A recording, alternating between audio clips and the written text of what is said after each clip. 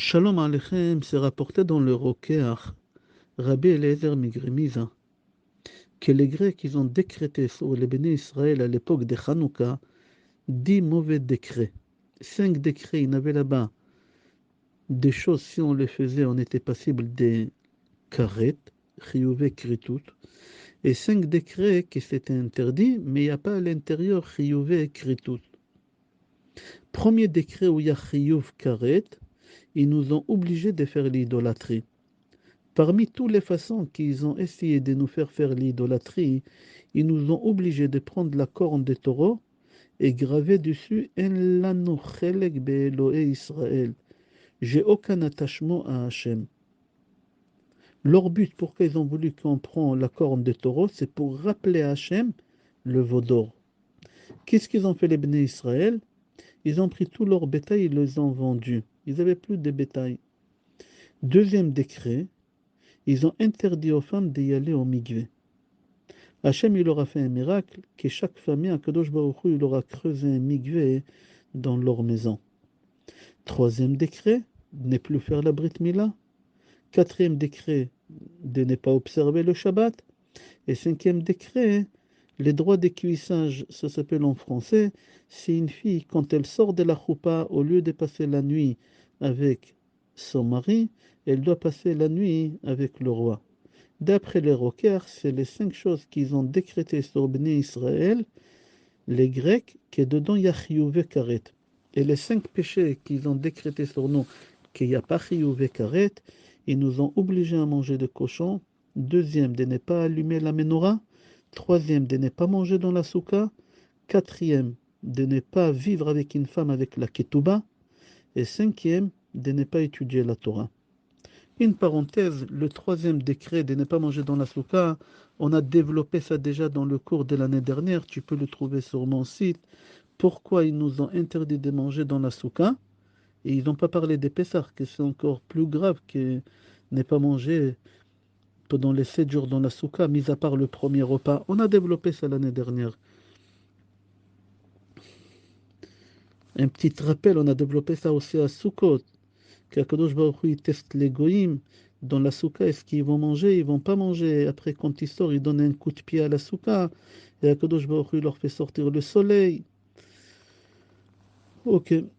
C'est-à-dire, dans tous les décrets qui nous ont fait les Grecs, ils ont essayé tout de nous détacher d'Hachem. Pourquoi ils ont voulu nous détacher d'Hachem? C'est rapporté dans le livre Trelet Mordechai, dans Parashat Pinchas. C'est lui qui a écrit ce livre-là, c'est le Maharsha Miblazen. Il ramène une Gemara très intéressante, et à travers cette Gemara, on pourra lier tout ça à Hanouka. C'est Gemara Psachim, page Nun Zain, Amud Aleph. Tanu Rabbanan, nos sages nous enseignent qu'au Bet Amigdash, Arba'at Tzvachot Tzafra Azara, 4 fois c'est arrivé dans l'histoire qu'Akadosh Baruch Hu, il a crié très fort dans la Azara. Parmi les 4 cri qu'Hachem il a crié, c'était Hachem il a dit Issachar ish kfar barkaï, shemechabed et atzmo ou mechalel katshe shamaim. Issachar ish kfar barkaï, il fait honneur à lui-même et il fait honte à Hachem. Il s'est passé une histoire avec un bonhomme qui était Kohen Gadol. Il s'appelait Issachar, qui habitait dans un kfar, dans un village barkaï. C'était à l'époque de Hanouka. Ceux qui ont régné à Yerushalayim, c'était les Hashmonaïm. Et à l'époque, Issachar, c'était le Kohen Gadol. Qu'est-ce qu'il a fait? Pourquoi Hachem il a crié? Là-bas, la Gemara dit Dehava karich yade bishraï ve'avid avoda. Quand il faisait la shrita, il mettait un gant sur la main droite parce que le sang de sacrifice, il est dégoûté. Comment tu te dégoûtes des choses qui sont saintes, des sacrifices de Hachem? C'est vexant. Et Hachem, il a puni. Quelle punition Hachem il lui a donné? Qui mettait des gants sur la main droite. Là-bas, la Gemara dit Amre Malka ou Malkata, que le roi et la reine à l'époque, ils étaient assis ensemble l'après-midi en train de prendre un café au lait. Ils avaient une discussion stratégique entre eux.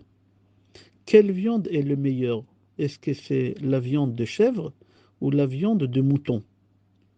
Le roi, il a dit que d'après moi, la viande de chèvre, elle est mieux. La reine, elle a dit, pas du tout. D'après moi, c'est la viande de mouton. Les deux, ils se sont dit, il faut que quelqu'un y tranche entre nous. Et ils ont dit, la meilleure personne qu'elle pourra trancher, c'est le Kohen Gadol, Issachar Kfar Barkai. Alors ils l'ont appelé. Et là, le roi, il lui pose la question, d'après toi, quelle viande est le mieux? Ma femme, il dit, c'est la chèvre. Moi, j'ai dit, c'est le mouton. Pardon.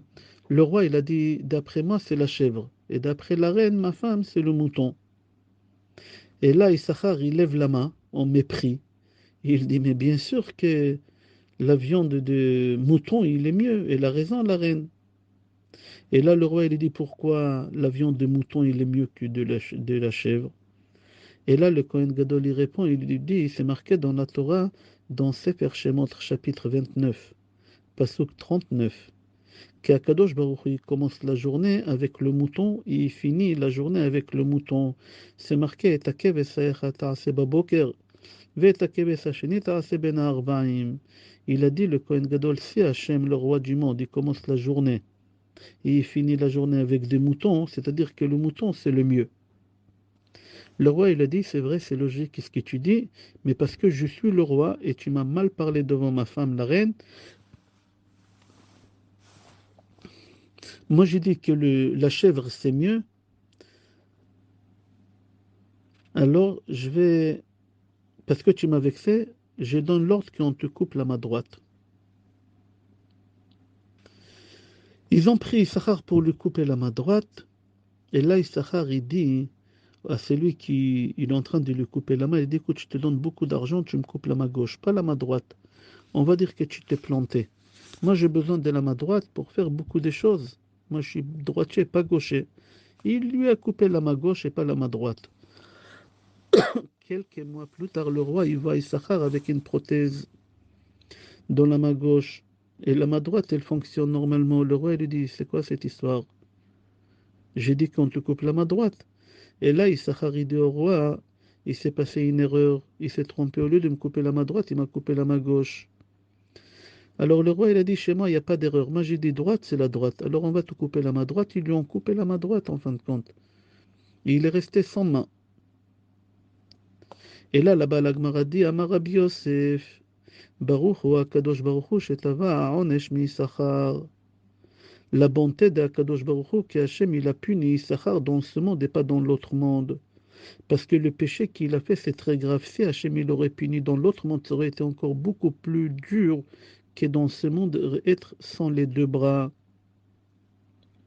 Le Ben Yoyada, il pose une question, il dit, mais je comprends pas pourquoi on lui a coupé la main gauche. Lui, il a mis la main droite, la gant. Alors Hachem, il fallait qu'il fasse en sorte que dès le départ, on lui coupe la main droite. Pourquoi Hachem, il a fait qu'on lui coupe les deux bras? Et il répond les Ben Yoyada parce qu'avec la main gauche, il a mis le gant sur la main droite. Les deux, ils ont fait le péché. Ok, moi personnellement, je te dis la vérité, je n'arrive pas à comprendre cette Gemara. Il y a le roi et la reine qui sont assis ensemble. Ils veulent faire passer une commande de repas de ce soir. Et ils se disent qu'est-ce qui est mieux, quelle viande est le mieux. La chèvre, le roi dit, la reine, il dit le mouton. Je ne comprends pas pourquoi il y a cette discussion entre le roi et la reine. Pourquoi ils sont pauvres les deux? Que chacun il prend un plat différent. Le roi il prend la chèvre parce qu'il dit que c'est la meilleure viande. La reine elle prend le mouton. Et si c'est pas bon, ils partagent moitié-moitié. Ils se débrouillent. C'est quoi cette misère? Deuxième question, pourquoi ils vont poser cette question? Quelle viande est mieux au Kohen Gadol? Pourquoi lui il mange des sacrifices tous les jours? Pas du tout. Lui il fait qu'égorger. Il fallait appeler plutôt un boucher. Lui il connaît mieux qu'un Kohen Gadol. Et lui, en plus, il n'est pas diplomate du tout, c'est Cohen Gadol. Lui, il dit, le mouton, il est mieux que la chèvre. Mais sois diplomate, tu sais que le roi et la reine, ils ont une discussion entre eux. Qu'est-ce que tu es en train de t'embrouiller dans cette histoire? Dis dès le départ, écoutez, moi, je ne suis pas connaisseur, il y a quelqu'un qui connaît beaucoup mieux que moi, appelez le boucher et tais-toi. Tout ça, c'est la question de Maharsha Miblazen sur la Gemara. Et il répond le Maharsha Miblazen. Il dit, viens, je t'explique. Il faut que tu comprennes c'est quoi la discussion que le roi et la reine ils avaient entre eux. C'est pas comme tu penses. C'est rapporté dans Gemara Shabbat, page 88, Peichet. Là-bas, la Gemara dit que Rabbi El-Azar dit que Bnei Israël, quand Hachem il leur a dit vous voulez la Torah, ils ont avancé d'abord Naaseh, on fera, et après on écoutera. Là-bas, la Gemara elle raconte qu'un jour, Rabba, il était assis en train d'étudier, et il y a un goy qui passe, et il lui dit vous les Juifs, vous avancez votre bouche avant l'oreille. Il fallait d'abord avancer l'oreille, dire on écoutera, et après on fera, comme nous. C'est-à-dire, on voit de cette Gemara qu'Ibn Israël, ils avancent la bouche, et après l'oreille, Naaseh, et après Nishma. Les Goïms, c'est le contraire. D'abord, ils avancent l'oreille, et après la bouche. Maintenant, on va comprendre c'est quoi la discussion que le roi et la reine ils ont par rapport à qui ce qui est mieux, une chèvre ou un mouton. C'est rapporté dans Gemara Bechorot que quand une chèvre il vient au monde, d'abord il fait sortir l'oreille. Et le mouton, d'abord il fait sortir la bouche. Et il dit le Trélet Mordechai, les nations qui font sortir d'abord l'oreille, eux ils sont comparés à des chèvres. Le peuple juif qui dit à Hachem Naasi, il avance d'abord la bouche, lui il est comparé à qui? À un mouton. C'est-à-dire que l'oreille, elle symbolise la chèvre et les non-juifs. Mais sortir la bouche en premier, le mouton, ça symbolise les Bnei Israël, ça symbolise les juifs qui ont dit Naaseh, on fera, et après ils ont dit Nishma, comme les moutons. Maintenant, on va comprendre. Le roi et la reine sont ainsi en train de prendre leur café au lait. Ils ont une discussion, pas par rapport à quelle viande elle est plus tendre, pas par rapport à quel est le steak le meilleur, est-ce que c'est un steak de chèvre ou steak de mouton. La discussion à eux, c'était quoi? Qui ce qui avait raison? Est-ce que c'est les non-juifs qui ont raison? Qui disent d'abord il faut écouter, comme la chèvre? Ou qu'est-ce qu'ils disent les juifs? D'abord on fera avec la bouche, comme le mouton. Qu'est-ce qui est mieux? Chèvre, comme ils disent les goïms, d'abord l'oreille, ou les moutons, comme ils disent les juifs, on fera. Le roi, il dit, le gdi, la chèvre, c'est mieux. Pourquoi la chèvre, c'est mieux? Parce qu'il faut écouter, et après on fait, c'est intelligent, comme ils disent les goïms. La reine, elle a dit pas du tout, elle a dit à son mari, le roi, tu te trompes. Le mouton, il est mieux que la chèvre. Pourquoi? Parce que ça montre quel désir ils ont pour faire plaisir au roi. Ils vont faire vite, vite, vite. C'est beaucoup mieux que d'abord écouter et après faire. C'était ça la discussion entre le roi et la reine. Qui a raison? Les Juifs qui ont dit Hachem Naaseh et après Nishma, ou les Goïms qui disent d'abord il faut écouter après on va faire. Conclusion, la question du roi et de la reine, qui a raison? Les Goïms qui disent d'abord on écoute et après on fera, ou les Bnei Israël qui disent d'abord on fait après on écoute. Alors, à qui on pose cette question-là? Le boucher? Non, pas du tout. On pose la question à Cohen Gadol. C'est pour ça qu'ils ont fait appel à Cohen Gadol et pas au boucher. Et c'est pour ça Issachar Cohen Gadol, il ne pouvait pas leur dire, écoutez, moi je ne suis pas aussi connaisseur dans les viandes, appelez le boucher et posez-lui la question. Mais Issachar, il leur dit, Cohen Gadol, il dit au roi et à la reine, vous voyez qu'Hachem, il dit le matin je veux un mouton et le soir aussi un mouton. C'est-à-dire qu'Akadosh Baruch Hu, quand il dit je veux un mouton le matin et le soir, Hachem il veut dire je veux me rappeler 2 fois par jour le Ma'amad Arsinaï. Qui au Ma'amad Arsinaï on a dit quoi? Naaseh et après Nishma. C'est ça qu'est-ce qu'il dit le Maharsha Ami Blazen. La première personne au monde qui a dit d'abord on fera et après on écoutera, c'est Avraham Avinu. Il est parti le matin très tôt sans poser des questions pour sacrifier son fils. Et là-bas, le Midrash, Shochar Tov, il dit dans les Tehillim qu'Akadosh Baruch Hu, il a pris le mot Moria, où Abraham il a sacrifié son fils et il l'a mis sur le Har Sinaï. Au moment qu'il a donné la Torah, il n'avait un mont sur un autre mont, deux montagnes, un sur l'autre. Le mont Moria et le mont Sinaï. On apprend de là que quoi? Que le sacrifice quotidien du matin et le sacrifice quotidien du soir, pourquoi Hachem il veut ces deux-là commencer la journée et finir la journée avec? Parce que les deux, ils rappellent à Hachem des choses bien. Un, il rappelle à Hachem le sacrifice d'Yitzhak, et c'était le matin, Vayashkem Avraham Baboker, et l'autre, c'était Matan Torah. Les deux, ils étaient un dans Har Moria et l'autre était dans Har Sinaï. Maintenant, on va essayer de lier ça à Hanouka, Be'ezrat Hashem. Il y a une Mishnah dans Pirkei Avot, Mishnah 14, je crois. Là-bas, la Mishnah dit, 14, je crois, oui, Chiba Yetera Nodaat Lahem. Akadosh Baruch Hu, il a un amour vers les Bnei Israël plus que pour les autres nations. Pourquoi? Parce que Akadosh Baruch Hu, il nous appelle Banim, on est ses enfants. Comme c'est marqué dans Sefer Dvarim, chapitre 14 aussi. Banim atem la Hashem Elohechem. Chavivin Israël shenatan lahem kli chemda. C'est-à-dire Akadosh Baruch Hu, il nous appelle nos enfants. Akadosh Baruch Hu, il nous aime, il nous a donné à nous la Torah. À qui Hashem il a donné la Torah? À ses enfants. Comme ça c'est rapporté. C'est rapporté dans Midrash Tanchuma. Amar Rav Yehuda bar Shalom, pas Shalom, Shalom. À Kadosh Baruch Hu, quand il a donné la Torah à Moshe Rabbeinu, Hachem il a prévenu Moshe Rabbeinu qu'un jour, les Grecs ils vont venir au monde et ils vont traduire la Torah, interpréter ou traduire la Torah ou écrire la Torah avec une autre langue. Pourquoi? Parce que les Grecs, tout leur but, qu'est-ce qu'ils ont fait dans l'histoire de Hanouka, c'est de se faire appeler les enfants de Hachem. Les enfants de Hachem.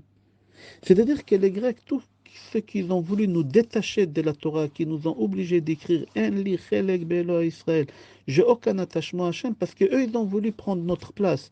Et c'est pour ça, eux, ils ont traduit la Torah en grec. Pourquoi? Parce qu'ils ont voulu être appelés les enfants de Hachem. C'est pour ça qu'ils ont traduit la Torah en grec. Les trois choses que les Grecs ils ont voulu nous arracher de nous, c'était Sameach. C'est pour ça qu'on dit Hanouka Sameach. Shabbat, Mila et Chodesh. Pourquoi Dafka? Pourquoi vraiment ces trois mitzvot-là? Le Bnei Issachar, il rapporte au nom de Chida Kadosh que c'est les trois mitzvot qui prouvent que les Bnei Israël, c'est les enfants de Hachem. Shabbat, un goy, il ne peut pas faire Shabbat. Un goy qui fait Shabbat, on le tue. Mila, un goy, il ne peut pas faire Brit Mila. D'accord, le Zohar HaKadosh, il dit, c'est lui qui fait la Mila, c'est lui qui est considéré qu'il est l'enfant de Hachem. Et Chodesh, Kiddush HaChodesh, il n'y a qu'un juif qui peut décider quand est-ce le mois il va commencer. Hachem, il nous a donné au Bnei Israël, comme ça c'est marqué dans Sefer Shemot, chapitre 12, pasuk 2. HaChodesh Hazeh lachem, lachem, pour vous. Rosh Chodashim, pour vous. C'est-à-dire, le Chida dit à travers ces trois mitzvot qu'on vient de citer, Sameach, ça prouve qu'on est les enfants de Hachem. Mais les Grecs, qu'est-ce qu'ils font? Ils traduisent la Torah en leur langue et ils disent c'est nous les enfants de Hachem. Akadosh Baruch Hu, il leur dit pas du tout, vous n'êtes pas les enfants de Hachem. C'est-à-dire la guerre de Hanouka, c'était quoi? Entre les Bnei Israël et les Grecs. Qui est l'enfant de Hachem? Hachem, il appelle qui? Béni Bechor et Ata. Et c'est pour ça, dans la tfila de Ala Nisim Va'ala Purkan, on dit Uba ou Banecha ledvir kochecha. C'est-à-dire quoi, Banecha? Ici, c'était Matatia ou Kohen Gadol et ses enfants. Ici, il parle de tous les bénis Israël. Non, on est tous tes enfants, Hachem. Il n'y a que nous qui on est tes enfants. Personne d'autre. C'est la discussion, la guerre de Hanouka, c'est qui le fils de Hachem? Les Grecs, ils ont traduit la Torah en grec. Ils ont dit, c'est nous, on est les enfants d'Hachem. Akadosh Baruch Hu leur a dit, détrompez-vous. C'est lui qui était au Mont Sinaï, c'est lui qui étudie la Torah, c'est lui qui pratique la Torah, c'est lui et mon fils. J'espère que c'était compréhensible, je ne veux pas que ce soit trop long. Et Be'ezrat Hashem, qu'Akadosh Baruch Hu nous donne la lumière de Hanouka pour avoir la lumière de Mashiach, Be'ezrat Hashem. Amen va amen, parce que chauffard et Mashiach, c'est la même valeur numérique aussi. Kol Tov.